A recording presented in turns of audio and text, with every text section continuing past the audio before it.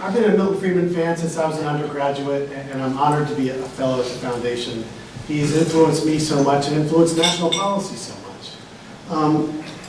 His legacy foundation from him and his wife is the Friedman Foundation for Educational Choice. Their website is edchoice.org, and I encourage you to check it out. I'm just going to read you some quotes from Milton and Rose Friedman about school choice to sort of set the tone. Here's the first one. This is a quote from Milton and Rose Friedman from 2003. Right? Our goal is to have a system in which every family, and I underline that, every family in the U.S. will be able to choose for itself the school to which its children go. We are far from that ultimate result. If we had that, a system of free choice, we would also have a system of competition, innovation, which would change the character of education. Schools, if we had full school choice, if we had universal school choice, our schools would look very different than they do today, according to Milton and Rose Friedman. The second quote, and this was 1998.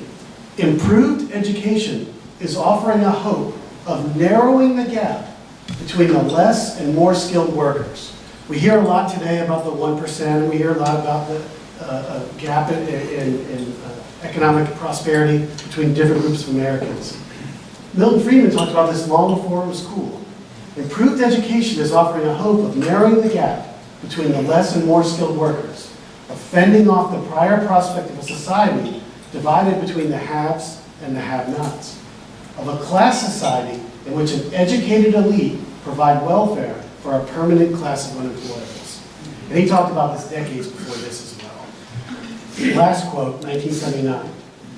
Parents generally have both greater interest in their children's schooling and more intimate knowledge of their capacities and needs than anyone else. More intimate knowledge. When I was on the Charter Commission, I voted to close 2 charter schools that were open. One of them was in Clayton County. The people that founded the school were stealing money. The student achievement was low. They were the only charter school that had classrooms that had the cheating scandal of erasing the answers. I got an email from every single parent at that school. I read about the first 50. Please don't close our school, because you know what? We're going to have to go back to Clayton County Public Schools. The state legislator that represented that district, he voted against the charter school amendment every time he could in the legislature. He begged me to keep that school open. Who was I to vote to close that school? Right? I did vote to close that school. Milton Friedman was saying, maybe those parents knew something I didn't know at the state level. Maybe they knew that that school, with all its problems, was better than the alternative. Right? Let me set up the school choice debate, and I'll talk about some new survey data I got. I really think you could take the school choice debate and put it in 3 parts. Right? One is, does the public support school choice? And that's what I'm going to talk about today. Second, should the public support school choice? The evidence on school choice is very clear. We have done in the United States many modest school choice programs where we've allowed a little bit of choice. And what we found is, generally speaking, there's a little bit of benefit from doing that. Right? We give a little school choice. People who choose a private school are a little bit better off academically and in other ways. Students who don't choose, students who remain in public schools are a little bit better off when there's a school choice program in their community. Competition works in every walk of life, and the early evidence shows it also works with regards to schools. Right? So I kind of think I got this from Governor Perdue. He never said this, but this is the way he managed. He was a parable of the talents kind of guy. You know, when you work in the governor's office, during the legislature, you're dealing with legislators. But the other 9 months, you're dealing with all these state agencies. And they always want more power, they always want more money. And what I would tell him is, Governor Perdue is a parable of the talents kind of guy. And I said, you know, he's going to give you a little bit, see what you do, and then if you do well, he'll give you a little bit more. If you do well, he'll give you a little bit more again. Right? Same thing with school choice. The early returns on school choice are not in dispute. These are not in dispute. For every professor who has the views I have, there's about 70 on the other side. Right? They can't gin up one study that says one kid is harmed from school choice. Not one. The early evidence is there's modest benefits from school choice. with very tiny school choice programs. I think we should give them a little more room and see what they can do. Right? So I do think the evidence suggests the public should support school choice. Third question, if the first two questions are yes, if the public does support school choice, and if they should support school choice, what should school choice look like? I wrote a paper with Jim Kelly. He's the founder of the Gold Scholarship Program here in Georgia. It's the largest tax credit scholarship program in Georgia. We surveyed Gold Scholarship recipients and asked them, why did you choose a private school? Why did you leave a public school? And we used that to influence what should school choice look like. Right? And that paper you get at edchoice.org/more-than-scores. The punchline is they didn't leave public schools, they didn't choose private schools for standardized tests. That's not what they wanted. They wanted safety, they wanted moral values, and they wanted their kids to go to college. That's what they told us, why they chose a private school and left their public school. Right? And you can get that study online at edchoice.org/more-than-scores. Right? So here's what I want to talk about today. I got these results hot off the presses, May 2014, and I surveyed Georgia adults about their attitudes toward education reform and school choice. And I'm calling it the 2014 Georgia Education Survey. And it's a survey of 1,000 adults. So it wasn't registered voters, it wasn't likely voters, it was just any adult that would talk to us on the phone. Right? This was funded by the Economics of Education Policy Center at Georgia College. And the survey was actually conducted by Braun Research in Princeton, New Jersey. They're a nonpartisan polling firm. They're a member of APOR, which is the Association of Public Opinion Research Organizations. They have to abide by ethical standards. The margin of error is 3.1%, and the results are weighted to match the demographics of Georgia. Right? So here's one question that I had the survey people ask. Right? The Georgia Special Needs Scholarship Program allows students with a special need or disability to transfer to a private school, and the state pays some of their tuition at the private school. In general, do you favor or oppose the Georgia Special Needs Scholarship Program? And then they were probed, would you say you strongly somewhat favor or strongly somewhat oppose? Here's the results. 80.5% of Georgia adults said they strongly or somewhat favor the Georgia Special Needs Scholarship Program. 15.7% strongly or somewhat opposed. That's pretty overwhelming, right? Then next we asked them about the tax credit scholarship program in Georgia. And I had to read you both questions so we can see the flavor of what the folks were told. So here was the first question. The state of Georgia allows individual taxpayers, married couples, and corporate taxpayers to redirect some of their state income tax payments to student scholarship organizations. These student scholarship organizations provide scholarships to public school students whose parents wish to enroll them in private school. This tax credit scholarship program, also called Georgia's Education Expense Credit Program, has a statewide donation limit of $58 million. Have you heard of this program? Almost no Georgians have heard of this program. 15% had heard of it. A small percent were unsure, and the rest had never heard of it. Then the second question, the next question. A tax credit scholarship system allows parents the option of sending their child to the school of their choice, whether that school is public or private, including both religious and non-religious schools. In general, do you favor or oppose a tax credit scholarship system? And would you say you strongly or somewhat favor or oppose? 70.3% of Georgians strongly or somewhat favor tax credit scholarship program in Georgia. About 24% strongly or somewhat oppose this program. Next question. And we asked this for different programs, but I'm just showing you the tax credit scholarship program results because the results were very similar across all the programs. The next question we asked them was, to what extent do you agree or disagree with the following statements? And would you say you strongly or somewhat agree? And we rotated the order.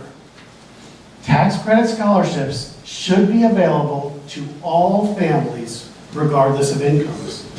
Or tax credit scholarships should only be available to families based on financial need. So should it be open to everybody, or just low-income people in terms of who gets these scholarships? Almost 70% strongly or somewhat favor giving it to everybody.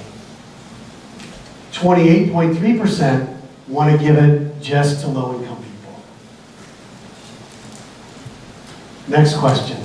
The maximum of $58 million in donations to Georgia student scholarship organizations was used up in the first 3 weeks of 2014.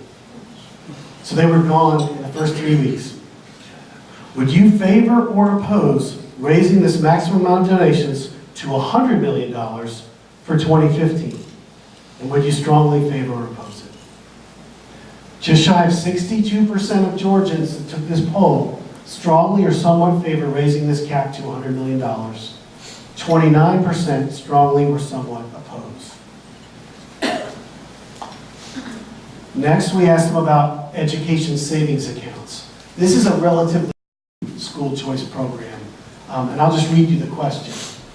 An education savings account, often called an ESA, allows parents to take their child out of a public school and receive a payment into a government-authorized savings account with restricted but multiple uses.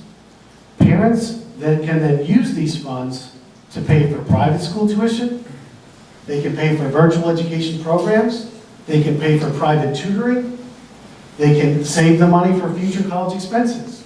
Right? It really is a savings account that has multiple but restricted uses.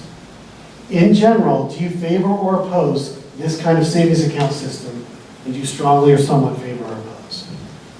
67.8% strongly or somewhat favor education savings accounts. 27% strongly or somewhat oppose. I did not ask about charter schools. Sorry, Andrew. The reason I didn't ask about charter schools was I didn't have a lot of money and I didn't have a lot of time, and we know what the Georgia public thinks about charter schools. I saw the private polling data as you did before the 2012 charter school amendment. 66% of Georgians supported the charter school amendment, and it passed with only just shy of 59%, right? Despite what I call the biggest taxpayer-funded disinformation campaign in Georgia history, right? So you had public schools spreading all these untrue rumors about charter schools and about the amendment, and it still passed with almost 59%. We know what Georgians think about charter schools, right? Now let me show you crosstabs by political identification, Democrats, Republicans, Independents. Okay, so this is support for tax credit scholarships by party.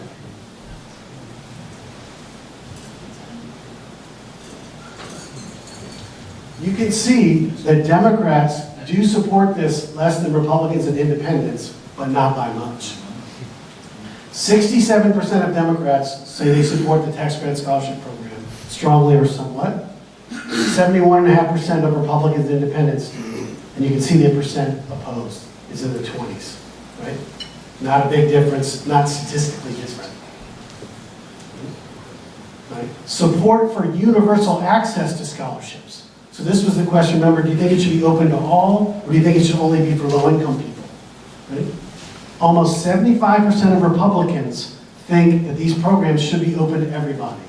64.5% of Democrats agree. Independents, 68%. Right? So you can see there's big support for universal access. Do you support raising the cap to $100 million? Right? Interestingly, independents support that the most, 64.6% to 28%. Democrats are the next most likely to support it, 63.8% to 30.5%. Republicans supported the least, but still it's 56% to 32%. My guess is Republican legislators who want to do this have to educate their constituents about whether this actually costs money. Because when you give a child a scholarship to go to a private school, you're pulling them out of public school, so it saves that formula funding there. My guess is Republicans that took this poll saw, oh, we're spending money, we don't have any money, and maybe they need to be educated on this. That's how I interpret that result. Why don't we just fix public schools? Why are we talking about school choice? Right? Well, while student achievement has been stagnant in the United States for decades, Look at the growth of school personnel in the United States. Right? This was a study I did for the Friedman Foundation. This is 1950 to 2009, so about a 50-year period.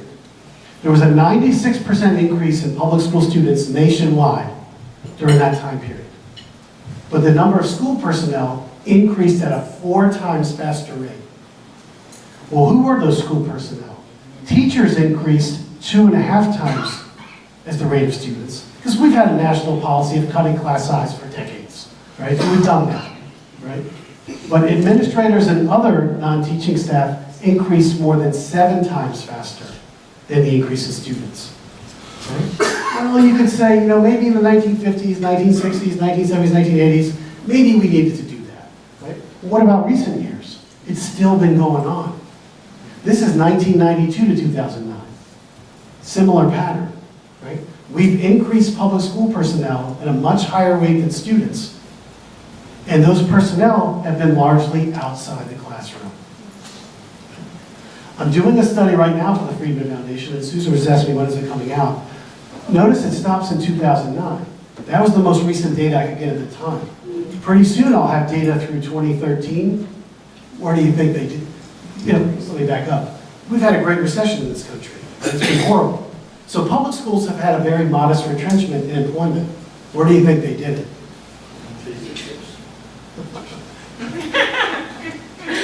You'll see it in black and white soon. Right? Let me give you a metaphor, right?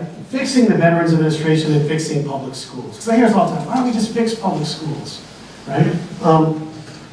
I just think morally, we should give veterans who have sacrificed so much for our country the opportunity to get the medical care that they deem necessary and they deem better, at the same time as we fix the VA. I think morally they're owed that, right? They were willing to lay down their life for my liberty and my freedom and my life. People I don't even know, right? And they're languishing, not getting the medical care they need. I think we should give them a way out, and we should also fix the VA. I agree with that. But same thing with public schools. These students are innocent. These students are innocent. They only go through school once. I think while we fix public schools, we should give them a way out at the same time. And let them choose, let their parents choose schools they think are better while we fix public schools. All right? So to answer the question I asked in the beginning, does Georgia support universal school choice? Does Georgia agree with Milton Friedman's vision? Yes. A large majority of Georgians support school choice. But this was an interesting finding I didn't anticipate. Almost every single person who took the poll who said they support these school choice programs, almost every single one of them wants school choice to be open to everybody. That was Milton Friedman's vision of universal school choice for all. Milton Friedman did not think you would get the competitive benefits of school choice unless it was open to everybody. Right? If it was open to everybody and you had a truly free market in schools, that would force all schools to improve. Public, private, every school. But almost every Georgian opposed to school choice wants it means tested. So pretty much if you're for school choice, you want it open to everybody. If you're against it, you want it means tested. Well, some people were unsure, right? And about 2/3 of people unsure whether they support school choice want it means tested. Okay? So if you're for it, you want it open to all. If you're against it, you want it means tested. If you're unsure, the majority of them want it means tested. All right? I'm going to stop there because I think I've gone over time. But I can talk about the different demographics of the survey. Just one thing quickly. Political affiliation. And I know Republicans get upset and you don't poll likely voters. I apologize. But I did everybody. I didn't have enough money. It was a majority, there were more Democrats than Republicans by quite a bit in the poll. So it wasn't like this was a bunch of right-wingers taking this poll. So for your sake, I hope it's not like that in your district. So I'll stop there and I'll take questions. Thank you.